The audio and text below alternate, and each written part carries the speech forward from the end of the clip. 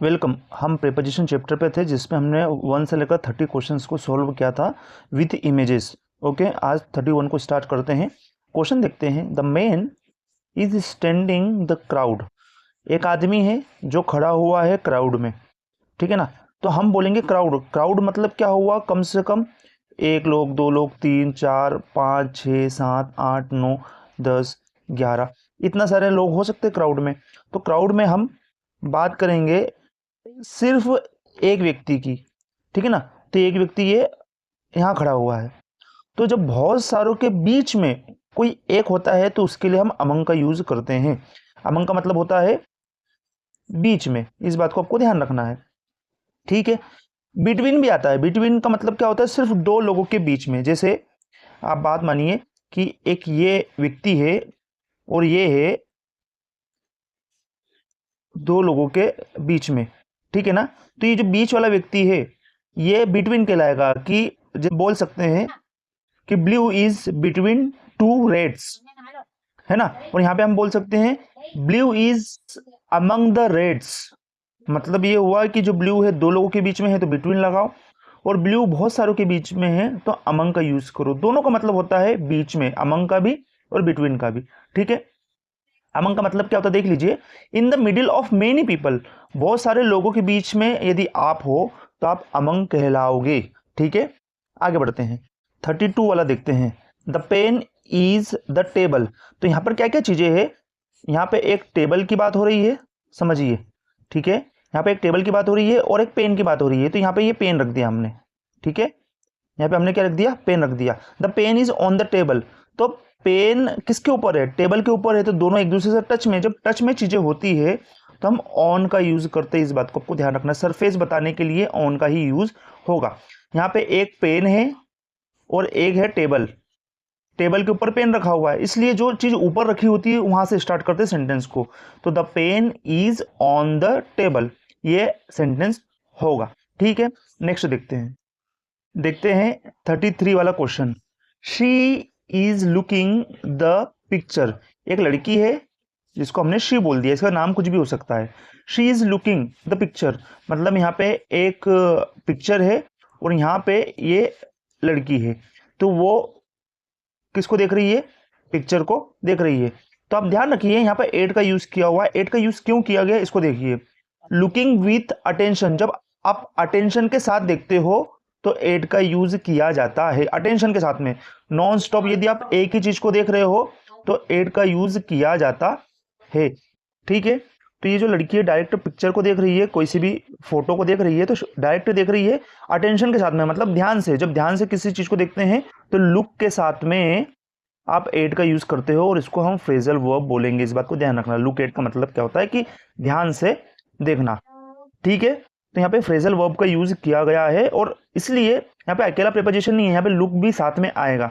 ये look at एक phrasal verb है, इसलिए इसमें एड का ही यूज होगा। इस तरीके से भी आप बोल सकते हो। आगे बढ़ते हैं, देखिए 34 वाले क्वेश्चन को। यहाँ पे लिखा हुआ है question, don't laugh the poor. मतलब कोई ना कोई इस गरीब व्यक्ति पर हंस रहा है, ठीक है ना। तो जब भी आप हंसते हो किसी के ऊपर तो लाफ के साथ में एड का यूज होता है, ये एक फ्रेजल वर्ब है। जब भी आप किसी इंसान पर हंसते हो तो उसको हंसने को हंसना नहीं कहते, उसको फिर बोलते हैं मजाक करना या मजाक उड़ाना सामने वाले का। तो लाफ एड भी एक फ्रेजल वर्ब के रूप में यहाँ पे यूज किया गया है, ठीक है ना। यहाँ पे हो क्या रहा है, एक वर्ब है उसके साथ में एक प्रीपोजिशन का यूज किया जा रहा है, और जब ऐसा होता है तो उसको हम क्या बोलते हैं, फ्रेजल वर्ब, ठीक है ना। फ्रेजल वर्ब भी एक टॉपिक है, आने वाले समय पे मैं आपको समझाऊंगा कि एक वर्ब होती है और एक प्रीपोजिशन होती है। जब वर्ब के साथ में प्रीपोजिशन का यूज किया जाता है तो ये फिक्स होता है, ठीक है ना, इसको चेंज नहीं कर सकते और इसका एक अलग ही मतलब होता है। जैसे यहाँ पे लिखा हुआ है लाफ एट का मतलब क्या हुआ, यदि लाफ एट किसी व्यक्ति के ऊपर करते हो। समवन का मतलब होता है कोई व्यक्ति और समथिंग का मतलब होता है कोई सी चीज, ठीक है ना। तो यहाँ पे समवन के ऊपर यदि आप लाफ एट कर रहे हो तो उसका मतलब क्या होता है, मॉक करना, मजाक उड़ाना उसका।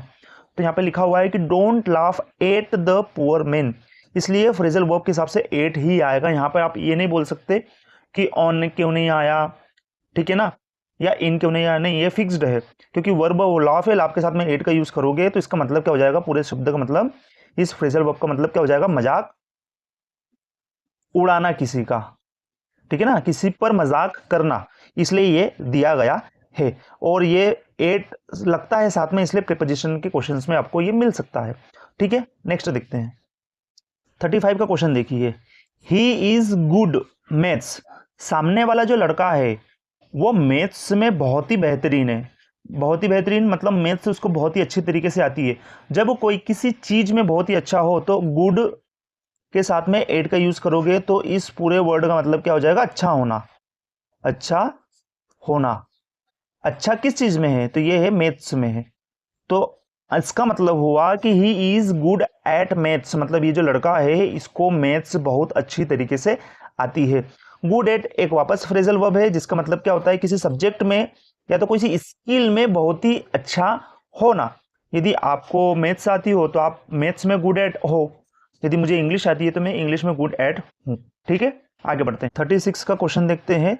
The children are fond chocolates, fond of का मतलब आप देखिए लाइक करना। जब भी आपको लाइक करना बोलना है तो फॉन्ड के साथ में यदि आप प्रीपोजिशन ऑफ का यूज करते हैं तो उसका मतलब हो जाता है पसंद करना। तो यहाँ पे मतलब हुआ कि बच्चे जो है वो पसंद करते हैं चॉकलेट्स को। ठीक है ना, तो फॉन्ड के साथ में ऑफ का यूज किया तो इसका मतलब क्या हो जाएगा, लाइक करना। ठीक है ना, तो बच्चे लाइक करते हैं चॉकलेट्स को, हिंदी मीनिंग इसका मतलब ये हो गया। वापस फॉन्ड एक वर्ब और उसके साथ में प्रीपोजिशन का यूज किया, मतलब ये एक फ्रेजल वर्ब के रूप में ही आपसे बातें हो रही है। तो जैसे I am fond of movies, मैंने यदि ये बोला तो मैं मूवियों का दीवाना हूं, मूवियां देखना मुझे बहुत पसंद है। ठीक है, आगे बढ़ते हैं 37 का question. He is interested music, यदि आप किसी चीज में इंटरेस्टेड हो तो आप इंटरेस्ट वर्ड के साथ में इनका यूज हमको करना ही करना है, तभी आप बोल पाओगे। इंग्लिश स्पोकन में भी आपको यही ध्यान रखना है कि यदि आप किसी चीज को पसंद करते हो, ठीक है ना, या किसी चीज को पसंद करते हो तो आप इंटरेस्ट उसमें रखते हो तो उसके साथ में आपको इन भी बोलना पड़ेगा, तभी आपकी स्पोकन इंग्लिश भी बढ़िया होगी। इस बात को आपको ध्यान रखना। जैसे आपने सुना होगा एग्री विथ सुना होगा, एंग्री और एंग्री एड भी सुना होगा, एंग्री विद भी सुना होगा, एग्री विद भी सुना होगा। ये सब क्या है, फ्रेजल वर्ब है। फ्रेजल वर्ब आप जितना अच्छा पढ़ पाओगे उतना अच्छा आप स्पोकन बोल पाओगे। तो यहाँ पर मतलब क्या हुआ कि ये जो लड़का है ही वह इंटरेस्टेड है किसमें, म्यूजिक में। तो इंटरेस्ट के बाद में आपको इन का यूज करना ही पड़ेगा, और जैसे ही आप इंटरेस्ट वर्ड के साथ में इन का यूज कर लेते हो इसका मतलब क्या हुआ कि आप पसंद करते हो किसी चीज को, और वो चीज क्या है, म्यूजिक। मतलब ये लड़का इस म्यूजिक को बहुत ही पसंद करता है, इसमें बहुत ही इंटरेस्ट दिखाता है। ठीक है ना, वापस मैं बता रहा हूं आपको, एक वर्ब के साथ में एक प्रीपोजिशन फिक्स्ड होती है तो फ्रेजल वर्ब कहलाता है, और उसका कुछ मतलब भी होता है अलग से। इस बात को आपको ध्यान रखना है। ठीक है, आगे फ्रेजल वर्ब की मैं एक सीरीज लेके आऊंगा, आपको बहुत सारी चीज समझ में आएगी, वीडियो में बने रही हमेशा। आगे बढ़ते हैं 38 क्वेश्चन को देखते हैं। We are waiting the bus, we मतलब क्या हो गया हिंदी में, हम आप कब बोलते हो, हम मतलब बोलने वाला भी शामिल है और बहुत सारे लोग हैं, मतलब वी का मतलब हो गया बहुत सारे लोग जिसमें बोलने वाला भी शामिल है, जो बोल रहा है कि हम बस का इंतजार कर रहे हैं। तो वेटिंग के साथ में फोर का यूज हो रहा है। क्यों हो रहा है, क्योंकि जब भी आप इस वर्ब के साथ में फोर का यूज करते हो तो उसका मतलब क्या हो जाता है, इच्छा रखना किसी चीज की।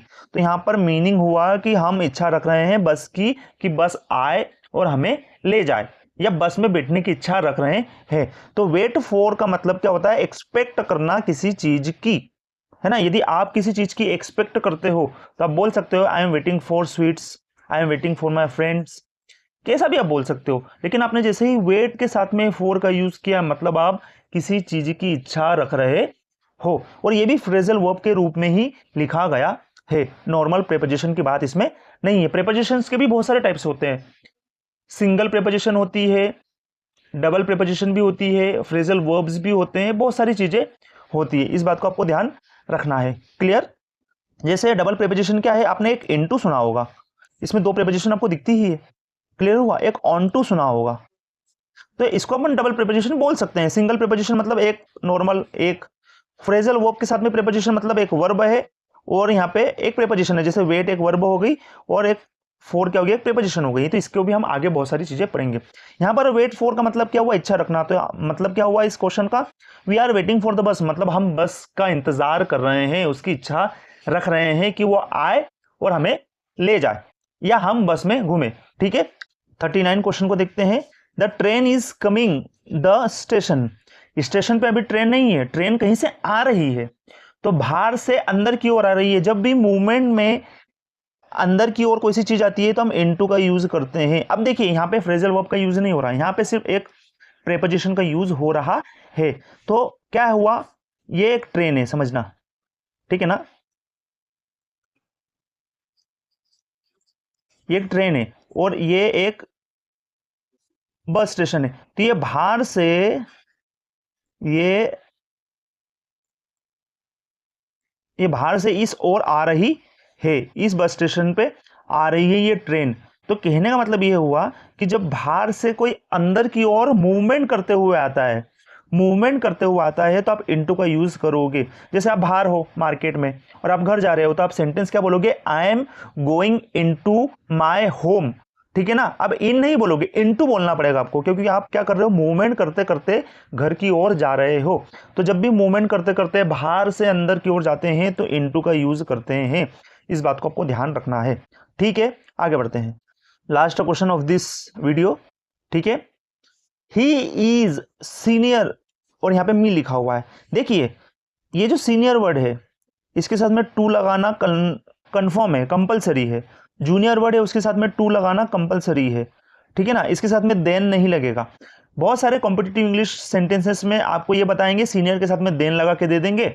फिर आपको क्या करना है, समझना है कि सीनियर के साथ में या जूनियर के साथ में या इनफीरियर के साथ में जो ऐसे शब्द है, इसके साथ में प्रायर भी एक शब्द आता है। इन सभी शब्द के साथ में देन नहीं लगता, आपको क्या लगाना होता है, टू लगाना होता है। जैसे आपने टू लगाया उन शब्दों के साथ में, आपका आंसर सही हो गया और आपको एक नंबर मिल गया। तो कॉम्पिटिटिव इंग्लिश से ही जुड़ा हुआ ये है, ठीक है ना। मेरा समझाने का मतलब ये है कि मैं कॉम्पिटिटिव भी थोड़ा समझाता हूँ, थोड़ा स्पोकन भी समझाता हूँ। अब इसका मतलब क्या हुआ, ये जो लड़का है ये सीनियर है मुझसे। मुझे ये बोलना है कि जो राहुल है, जैसे इसका नाम हुआ राहुल, तो आप बोलोगे राहुल मेरे से सीनियर है, तो आप कैसे बोलेंगे इंग्लिश में, आप बोलोगे Rahul is senior to me. जैसे ही सीनियर के साथ में टू लगाया, इसका मतलब क्या हो कि राहुल सीनियर है और मैं कौन हूं, जूनियर हूं। इस बात को ध्यान रखना। बस कहने का मतलब यह है कि सीनियर शब्द, जूनियर शब्द, इंफीरियर शब्द, प्रायर शब्द, ये जो शब्द आते हैं ना, इनके साथ में टू का यूज होता है, देन का यूज नहीं होता। इसलिए इस सेंटेंस में सिर्फ कमी एक प्रीपोजिशन की थी और वो प्रीपोजिशन है टू, ठीक है ना। और ये फिक्स्ड है, इस बात को भी आपको ध्यान रखना है। सीनियर के साथ में टू लगेगा, जूनियर के साथ में टू लगेगा, वैसे ही। तो यहाँ पर जो ही है वो मुझसे ज्यादा सीनियर है, मतलब जो राहुल नाम का लड़का है, हमने ही को क्या बोला, राहुल बोला, तो राहुल मेरे से ज्यादा सीनियर है, मेरे से ज्यादा बड़ा है। एज में नहीं, सीनियरिटी में। शायद हम एक ही जगह पर हैं और वो मुझसे पहले आ गया वहां पर, तो वो सीनियर कहलाएगा और मैं जूनियर कहलाऊंगा, ठीक है। तो ये हमने 40 क्वेश्चंस को कंप्लीट किया, ठीक है ना। 1 से लेकर 40 तक के 4 वीडियोस में आपको दिखेगा। तो यदि आप नए हो तो जरूर चैनल को सब्सक्राइब कीजिए, शेयर कीजिए फ्रेंड्स के साथ में जिसको इंग्लिश सीखना है बहुत ही नॉर्मल तरीके से, ठीक है ना। कोई रूल और रेगुलेशन की बात नहीं है यहाँ पर, आपको हर एक चीज के बारे में डिटेल में बताऊंगा, रूल रेगुलेशन नहीं मैं समझाता, ठीक है ना। जुड़े रहिए वीडियोस के साथ में, देखते रहिए। कुछ डाउट हो तो जरूर कमेंट कीजिए। Bye for now.